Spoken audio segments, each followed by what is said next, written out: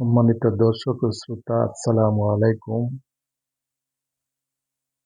আজ পর্যন্ত বিজ্ঞানীরা মহাকাশে প্রায় ২,০০০ বিলিয়ন গ্যালাক্সির সন্ধান পেয়েছেন।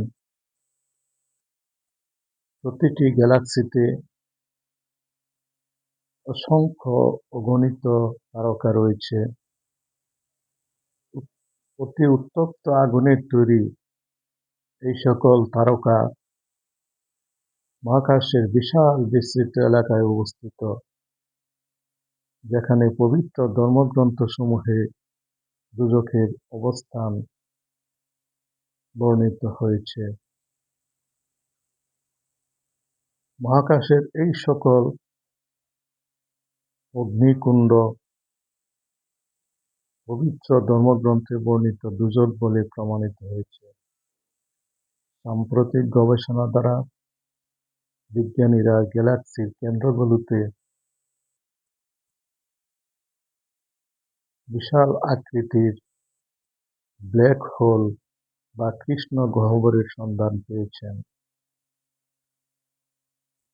এই সকল ব্ল্যাক হোলের তাপমাত্রা খুবই কম, পরম শূন্য বা -273°C। তাই ব্ল্যাক হোলগুলি অত্যন্ত ঠান্ডা ও শীতল। এই ব্ল্যাক হোলগুলিকে আমরা পবিত্র ধর্মগ্রন্থসমূহে বর্ণিত প্রচণ্ড ঠান্ডা নরক বলে অভিহিত করতে পারি। পবিত্র কুরআন ও হাদিসে জামহারির বা অতি প্রচণ্ড ঠান্ডা নরকের উল্লেখ আছে। বুদ্ধ সূত্রে ও নিউ টেস্টামেন্টেও প্রচণ্ড ঠান্ডা নরকের উল্লেখ পাওয়া যায়। মহাকাশের গ্যালাক্সির কেন্দ্রগুলিতে আরও রয়েছে অসংখ্য অগণিত কুয়াশার। এই কুয়াশারগুলি মহাকাশের সবচাইতে বেশি তাপ বিকিরণকারী বস্তু। এদের তাপমাত্রা ট্রিলিয়ন ডিগ্রি সেলসিয়াস ছাড়িয়ে গিয়েছে। এই সকল অতি উত্তপ্ত বস্তুরাজিকে আমরা পবিত্র ধর্মগ্রন্থসমূহে বর্ণিত অতি উত্তপ্ত দুজক বা নরক বলে অভিহিত করতে পারি।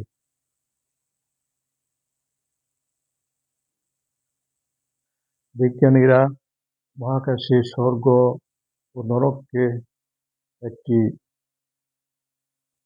ধর্মীয় হাইপোথিসিস বা অনুমান বলে মনে করতেন এতকাল, কিন্তু আধুনিক গবেষণার দ্বারা মহাকাশে তারকারাজি, ব্ল্যাক হোল ও কুয়াশাগুলো দুজক বলে প্রমাণিত হয়েছে। হাবল স্পেস টেলিস্কোপ এবং নিউ হরাইজন স্পেস প্রোব বর্তমানে মহাকাশে প্রায় ২,০০০ বিলিয়ন দুজকের গ্যালাক্সি আবিষ্কার করতে সক্ষম হয়েছে। এই সকল গ্যালাক্সির অগ্নিকুণ্ডসমূহ পৃথিবীর চারপাশে মহাকাশের প্রায় ৯৩ বিলিয়ন এলাকায় বিশাল এলাকায় অবস্থান করছে। এই বিশাল দূরত্ব অতিক্রম করে মানব জাতিকে শেষ বিচারের দিন, বিচার শেষ হওয়ার পর এই বিশাল দূরত্ব নরকের উপরে বিশাল দূরত্ব অতিক্রম করে স্বর্গে যেতে হবে। বর্তমানে বিজ্ঞানীরা মহাকাশে অসংখ্য অগণিত নরকের গ্যালাক্সি সমূহ দিবারাত্রি পর্যবেক্ষণ করছেন। অতীতকালে এক্সট্রাটেরিস্ট্রিয়াল ইন্টেলিজেন্স বা বহির্জাগতিক বুদ্ধিমত্তার সহায়তা ছাড়া মানুষ কোনোভাবেই এই সকল দুজকের গ্যালাক্সির জ্ঞান অর্জন করতে পারে নাই। পবিত্র ধর্মগ্রন্থসমূহে শুধু যে দোজখের বিবরণ রয়েছে তাই নয়, দোজখের পাশাপাশি বেহেশতেরও বিবরণ রয়েছে। পবিত্র ধর্মগ্রন্থসমূহ এক্সট্রাটেরিস্ট্রিয়াল ইন্টেলিজেন্স বা বহির্জাগতিক বুদ্ধিমত্তা থেকে প্রাপ্ত সংবাদের উপর ভিত্তি করে রচিত ও লিখিত হয়েছিল। তাই মহাকাশের নিম্ন স্তরে আজ নরকের অস্তিত্ব আবিষ্কার, দোজখ বা নরকের অস্তিত্ব আবিষ্কার, মহাকাশের সর্বোচ্চ স্তরে বেহেশত বা স্বর্গের